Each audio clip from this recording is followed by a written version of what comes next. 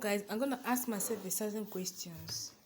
Yesterday I was talking about it and I was a little bit interrupted. So today I'm gonna do revision on this subject, medical and surgical nursing. And then after it, I'm switching to anatomy. Then I'm switching to French, from French to anatomy. I must at least understand one thing. At least, everybody say, make sure I can remember it. That's what I want. This is the book that I was using yesterday. I also need my. This girl relax.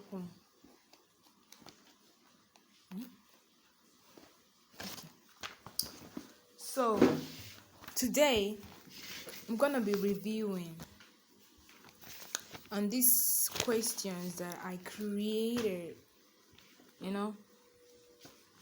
So how is going on? The ability to assess a patient. What is the first step in nursing process? What is the first step in nursing process? The first step in nursing process is assessment. After you must have assessed the patient, then you diagnose the cause of the disease. After diagnosing the cause of the disease, you plan it. Then after planning it, you implement it. After implementing it, the last part is to evaluate it. Evaluate all the nursing process. That's the nursing process. Those things that you have those processes that you have undergone to make this possible. So I have another question. What is patient assessment? So basically, patient assessment, also known as clinical assessment, is a systematic way of collecting vital information from a patient, from an individual, about their medical records, about their medical and physiological records, about the medical and physiological records, right? Conditions, symptoms, and other relevant information which are needed to identify health problem and how to solve them. That's basically it. So I'm going to move on to the components of this clinical assessment, also known as patient assessment. We have number 1, history taking, and then we have number 2, review of medical records. Number 3, we have physical examination, and number 4, we have the laboratory investigation. So what is history taking? It's a subjective data. History taking is a subjective data. If I can't remember anything, history taking is a subjective data.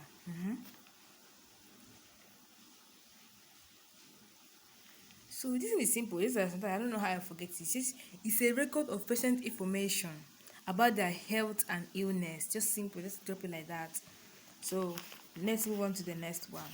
But I mentioned some of the. Let me just tell. Okay, let me just move on. Because I wanted to say, let me just go to the second one, physical examination. But let me just answer it the way I just set it here. So what are the methods of history taking?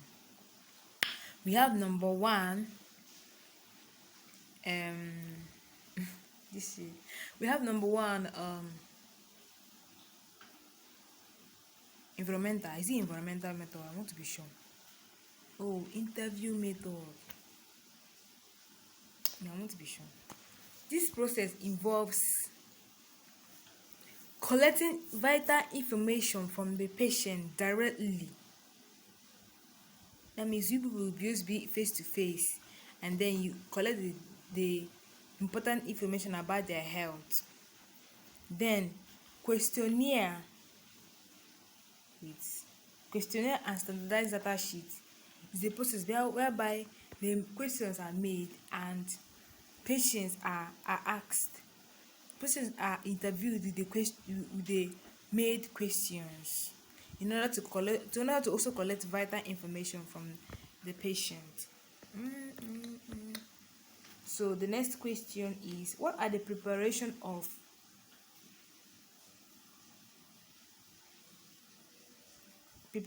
interview? Number one is environment.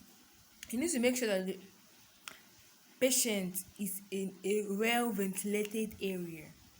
Number two is that the patient, how do I put this in English? Like something like the patient must be in a well screened area, or means let's say privacy area, where the okay, you should assure the patient's privacy. Make sure the patient's privacy is secured, so that they can be more confident when talking. So the next one I'm going to move on to is the guidelines of history taking. So number one, the nurse should have more experienced. No, the nurse should have the accurate and competence of data throughout the health. The nurse must have in-depth knowledge about the information collected from the patient. The nurse should be skilled enough to collect quality to collect quality and quantitative data from the patient. That's it. What is physical examination? Now we have moved on to the first. What is physical examination? Physical examination involves using your eyes to observe the patient. Can be wait, hold on. So it's about using your eyes to observe the patient's health in order to know how to solve their health issues. So the next question is, what are the purpose of physical examination? Its main component is to differentiate between normal from abnormal, right? So that's it. So the next question is, what is Glasgow Coma Scale? So it is a neurological tool used to evaluate patients' level of consciousness and coma severity. So that's what it means. That's what glaucoma.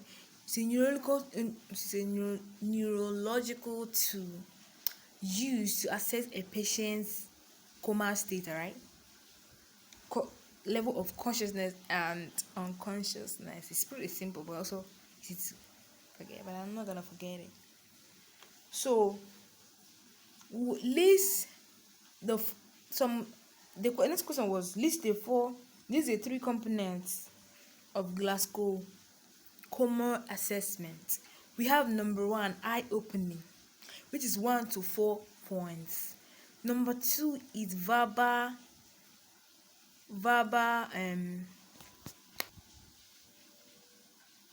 so we have verbal response, which is 1 to 5, and then we have motor response, which is 1 to 6 points. So the next question we build on, what is the score when a patient is fully awake? The score when a patient is fully awake is I think it's 3 or 13. Either way, let me check. Okay, it's between 3 and below. So what is the score range when a patient is deep in coma? When a patient is deep in coma, yes, the patient is deep because it's 3, yeah. So why? Okay, the next question is, what are the following to assess during head to toe assessment? Number one, we have the vital signs. Number 2, we have pain reception. Number 3, we have neurological orientation. This one I want to remember. Cardiovascular, GIT, a lot of things and a lot of more. Also, you have genitourinary assessment and other. So, what are the techniques used in physical assessment? The techniques used in physical assessment are: number 1, inspection; number 2, palpation; number 3, percussion; and number 4, auscultation. So inspection involves the use of your eyes to observe. It's the use of the eye to observe certain qualities and characteristics. Example like certain qualities and characteristics. Example like size, color, hair, skin, and so on. So what is palpation? It is the process of using the pad of your fingers to detect abnormality, to check the body parts. Yes, that's it. So we have the levels of palpation. Number 1, we have the light palpation, and number 2, we have the deep palpation. So the light palpation is someone that should depress the underlying tissue, which is the tissue that is approximately 1 to 2. And then deep is the examiner should examine a depressed underlying tissue, which is approximately 4 to 5. Oh my god, I clap for myself. So the next one is bimanual palpation. Just among them, I don't know where this one is coming from. So this bimanual involves using the both hands to assess the patient. I'm gonna stop here because this is 12:22 minutes here, so it's too big.